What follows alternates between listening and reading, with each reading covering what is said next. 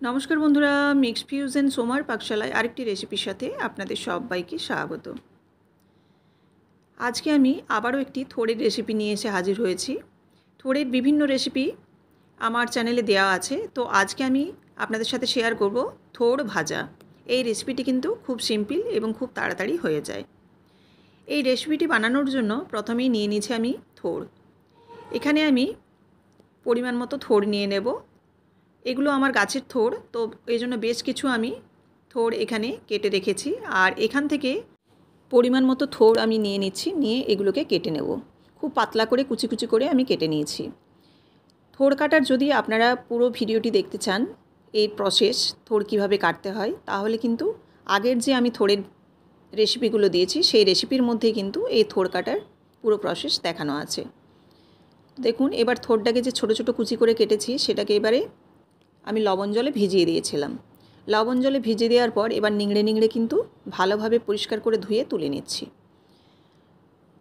এটা ধুয়ে নেওয়ার পর এবার একটা কড়াই আমি দিয়ে তাতে লবণ এবং হলুদ দিয়ে আরও কিছুটা জল দিয়ে আমি সেদ্ধ করে নেব। এই থোড়টাকে একটু সেদ্ধ করে নিলে রান্নাটা কিন্তু খুব তাড়াতাড়ি হয়ে যায়।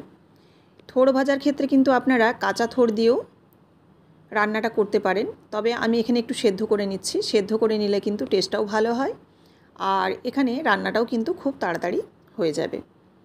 দেখুন, এখানে সেদ্ধ হয়ে গেছে। এবার এটাকে আমি জল ঝেড়ে তুলে নিয়েছি। ঠান্ডা হয়ে যাওয়ার পর জলটা ভালোভাবে ঝেড়ে তুলে নিতে হবে। এদিকে একটা আমি কড়াই চাপিয়ে দিয়েছি। কড়াইয়ের মধ্যে দিয়ে দিচ্ছি সর্ষের তেল। এই থোড় ভাজার ক্ষেত্রে কিন্তু সর্ষের তেলই ব্যবহার করতে হবে। আর এখানে ফোড়ন দিচ্ছি সর্ষে। এখানে আপনারা কালো সর্ষে, সাদা সর্ষে যে কোনো ফোড়ন দিতে পারেন। আমি এখানে সাদা এবং কালো সর্ষে মেশানো ফোড়ন দিচ্ছি। আর দিয়ে দিলাম শুকনো লঙ্কা একটা ফ্লেভারের জন্য। যারা কালো জিরের ফ্লেভারটা পছন্দ করেন তারা অবশ্যই এখানে কালো জিরেও ফোড়ন দিতে পারেন, তবে আমি এখানে সর্ষেই ফোড়ন দিয়েছি। দিয়ে এবার তেলটা যখন একটু গরম হয়ে যাবে, সর্ষেগুলোও ফাটতে শুরু করবে, তখন এর মধ্যে কুচনো পেঁয়াজ দিয়ে দেবো। কুচনো পেঁয়াজটা দিয়ে এবার নাড়াচাড়া করে পেঁয়াজটাকে অর্ধেকের মতো ভেজে নেব। খুব একটা লাল করে ভাজবো না, একটু নাড়াচাড়া করে নিয়েছি। আর পেঁয়াজটা যখন একটু নরম হয়ে যাবে তখন এর মধ্যে দিয়ে দেব সেদ্ধ করে রাখা থোড়। এখান থেকে আমি বেশ কিছুটা থোড় নিয়ে নিচ্ছি। আর এই থোড়টার মধ্যে কিন্তু আরও ভেতরে জল আছে, আমি জলটাকে যতটা সম্ভব নিংড়ে নিংড়ে দিয়ে দিচ্ছি। থোড়ে একটু তেলের পরিমাণটা বেশি লাগে, তো আপনারা তেলটা দেখে দেবেন। আমি এখানে একটু কম পরিমাণেই ব্যবহার করেছি। এখানে চাইলে আপনারা তেলের পরিমাণটা কিন্তু একটু বাড়াতে পারেন। দেখুন, আমি থোড়টা দিয়ে দিলাম সেদ্ধ করা। দিয়ে এবার এর মধ্যে খুব সামান্য একটু হলুদ দিচ্ছি। আর দেব এখানে পরিমাণ মতো লবণ। লবণ সেদ্ধ করার সময় দেয়া ছিল, তো সেক্ষেত্রে আপনারা একটু খেয়াল করে লবণটা দেবেন। এবার নাড়াচাড়া করে ভালোভাবে সব কিছু মিশিয়ে নেব।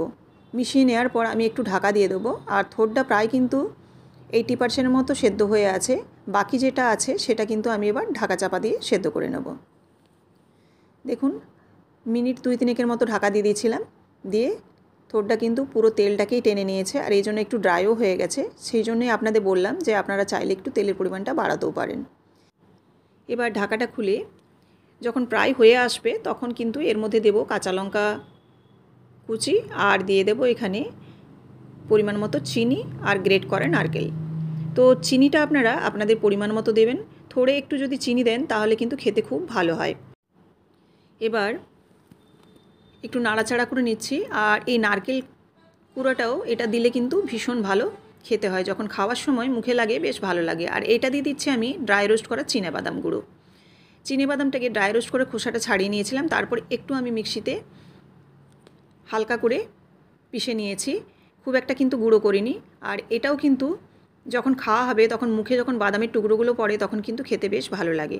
তবে বাদাম যারা একদমই খান না, শরীরের জন্য খাওয়া চলে না, তারা কিন্তু এই বাদামের যে গুঁড়োটা সেটা কিন্তু স্কিপ করে যাবেন। দেখুন, এবার সব কিছু নাড়াচাড়া করে মিশিয়ে দিলাম। আর এবার আমি নামিয়ে নিচ্ছি।